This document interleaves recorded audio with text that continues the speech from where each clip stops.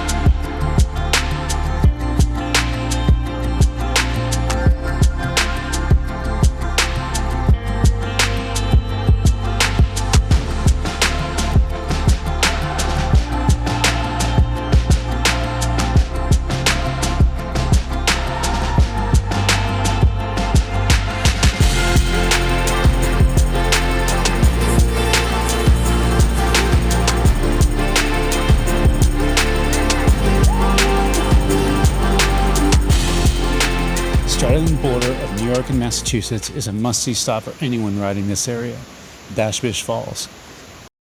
The Massachusetts side takes a steeper 0.3-mile hike to reach the overlook, while the New York trail is longer but flatter at 0.7 miles. Pick your poison. We didn't mind working up a sweat in our riding gear, especially with the reward of that incredible view in the mild evening air. I'm out enjoying nature with my lover. Bash Bish name. Yeah, exactly. Sweating, and we just walked down.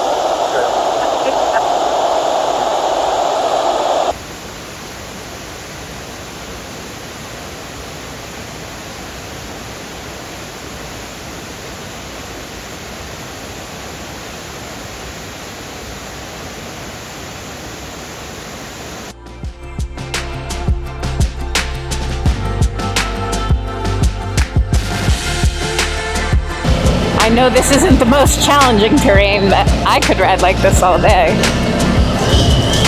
So relaxing.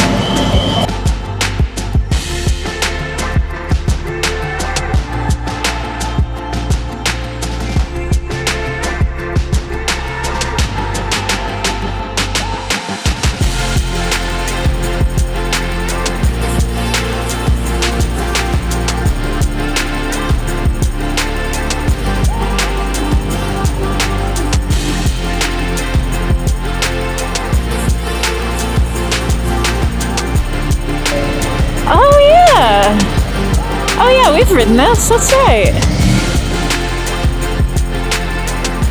Now, those of you who know me know I don't usually ride into the sunset. I'm not a huge fan of night riding, but the timing on this trip was just magic. We ended up winding through golden lit roads, bathed in that warm, cinematic glow, the kind you don't plan for, but never forget. It felt like the road gave us a moment, and we got to live in it. Oh my God, what?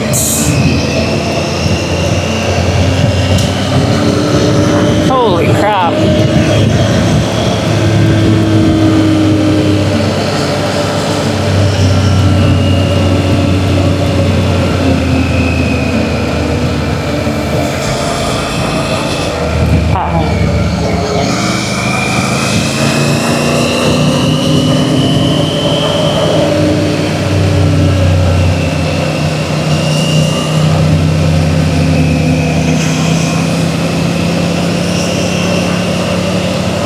Hard, right?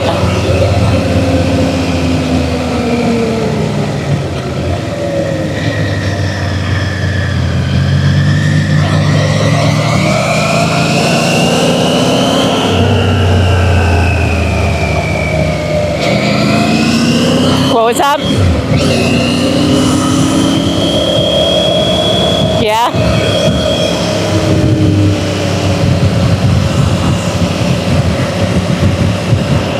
cool now? Me too.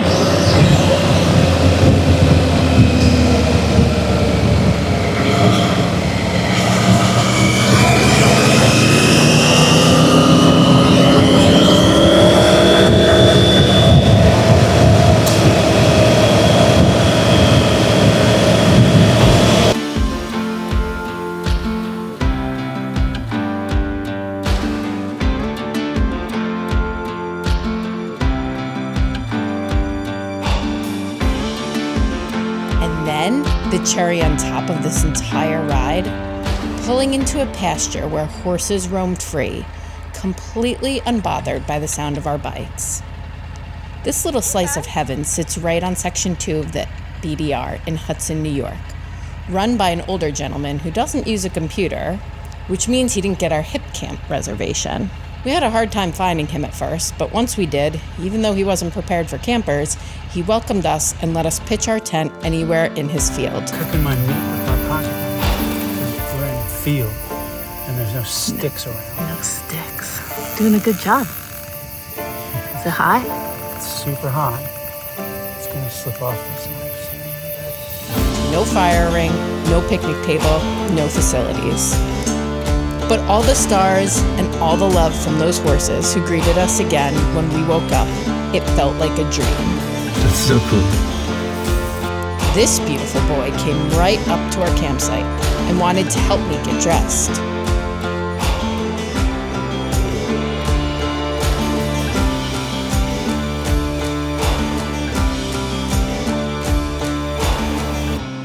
The next morning, we kicked off things at Moto Machine, a motorcycle-themed coffee shop right in Hudson. It's the kind of place that feels like home for any rider.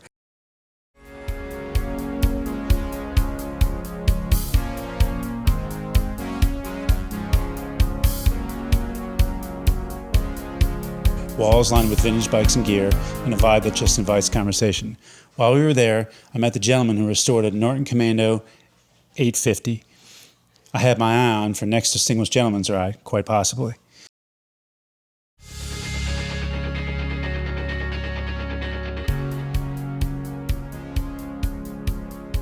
Oh, who's happy to be here? That guy. Yep.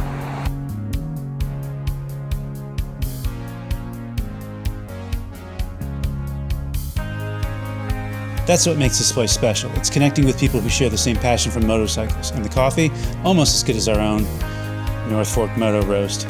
A couple lattes later, we were back on our bikes and headed to Section 3 of the BDR.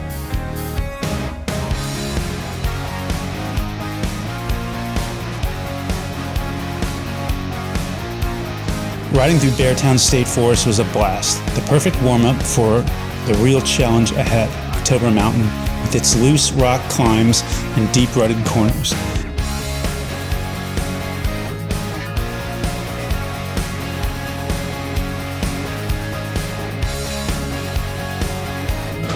I'm not turning around, so we're gonna have to figure this one out. But as we were exiting, we hit a roadblock, literally a downed tree across the trail. I'll admit, my first thought was to Evel Knievel the bikes right over it. But Megan, always the voice of reason, convinced me to grab the handsaw and just cut through it at the nearest point. Jeez, Jones, what are you doing now? Gotta get through here. Gotta get through this. You wouldn't let your man try to No. Evel Knievel it? Absolutely not jumping over this. Not with my lowered tire. What'd we do? In our community, you can get through Beartown Forest now.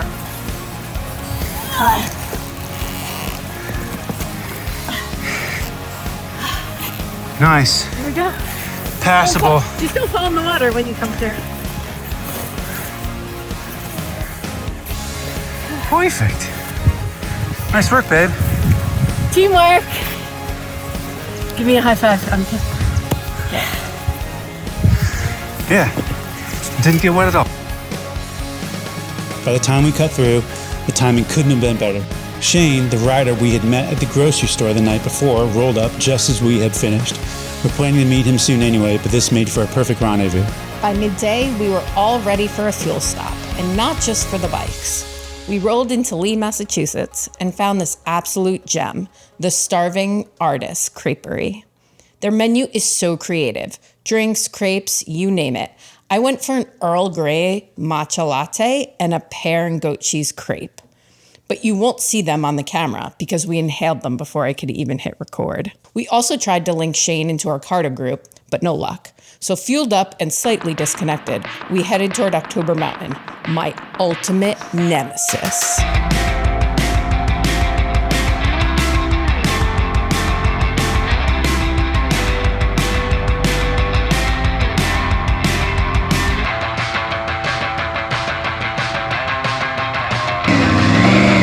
All right, so here we are, October Mountain. The first part, of course, I didn't have the camera going, and it was pretty rocky, pretty muddy, lots of puddles. It was fun, but hopefully this won't be quite as wet. It's tough for me.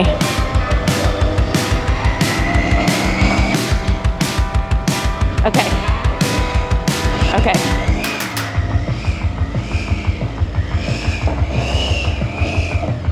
Yep, I'm over. All good.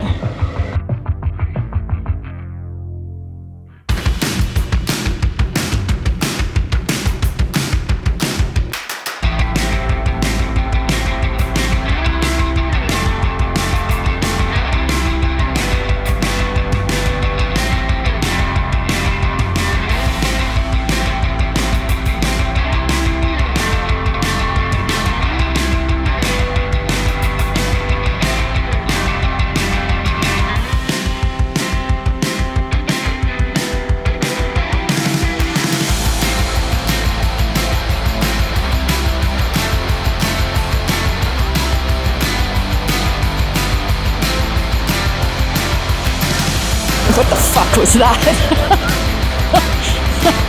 Fuck yeah! That was so hard for me.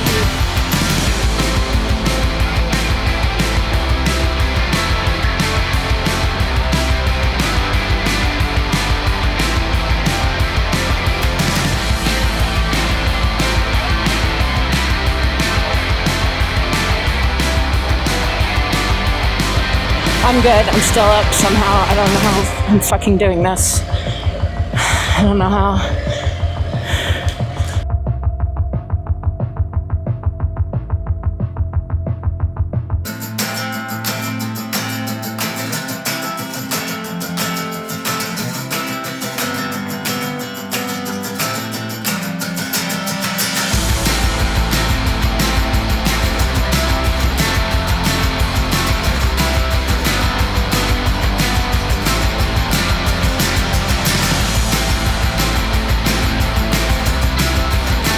Yeah, I should not be doing this, but I'm good.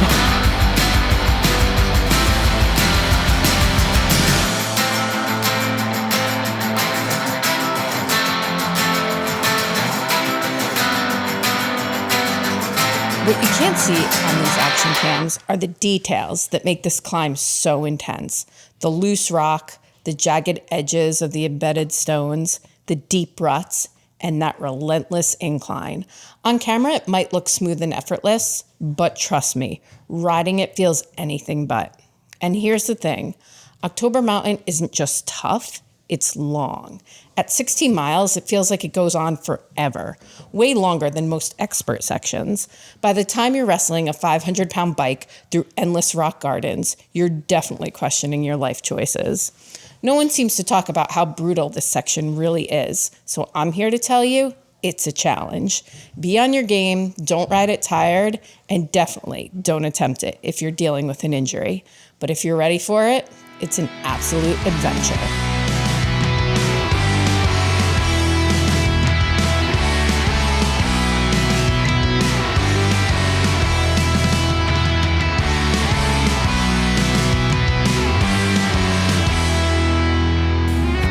That was crazy.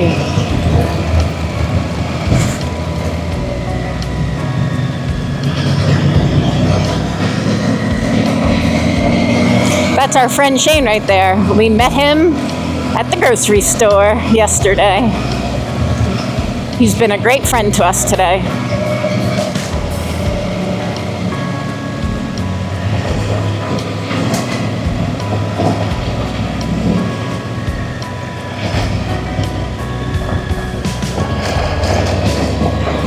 And that's what I love about the BDR community. You just meet so many great people by chance, and then they turn out to be friends. Shane's been so supportive, really patient with my terrible riding skills, and yeah, having a great day with him and my love. And I really appreciate that Shane's mantra is to have an adventure and see things and not just race through every section. So I really appreciate that. And he likes to stop and see the waterfalls just like us.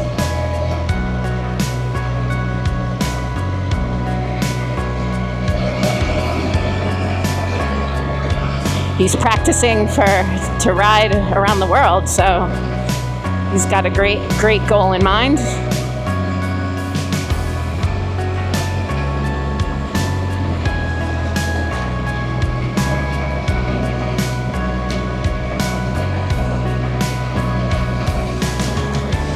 In case you can't tell, I'm channeling my inner Brock Gill.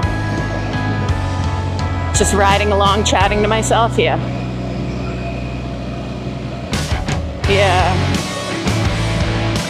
I just got really tired. I felt like I probably could have kept going if I wasn't tired, but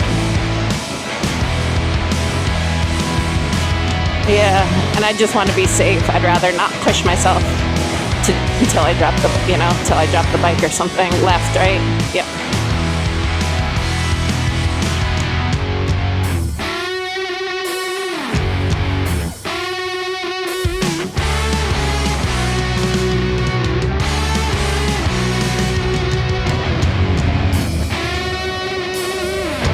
Ooh, God.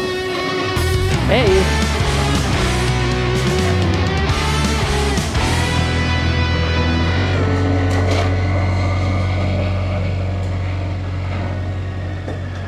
Okay.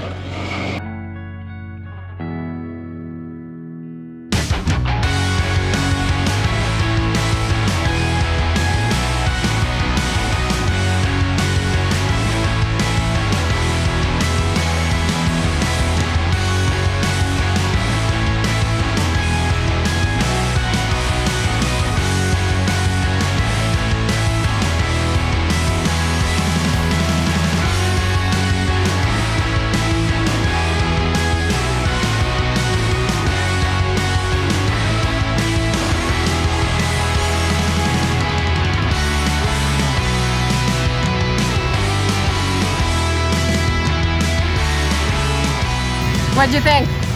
I might upgrade. Yeah, you ready to buy a Tiger? Holy. How smooth. Like, I mean, even though there's no water crossings on the Northeast BDR, we surely got muddy on October Mountain. That's how you know it was a fun ADV trip. Ready for the next. Now we're loading the bridge onto the Bridgeport ferry after having an absolutely amazing Section 3 BDR day. Saw some friends in the motorcycle ferry line, so that was pretty cool. Now just gotta get home and take a long soak in the hot tub. And so the sun sets on another epic adventure. I love. Finally, a successful BDR trip. I can ride again. I really can ride. yeah, no. It's all okay. True. Look at that sunset. Look at that sunset. Best way to end a ride is taking the ferry home, so we're pretty blessed about that. No, you don't have to go through the city. Exactly. I mean, who gets to end their BDR trip with a ferry? We do.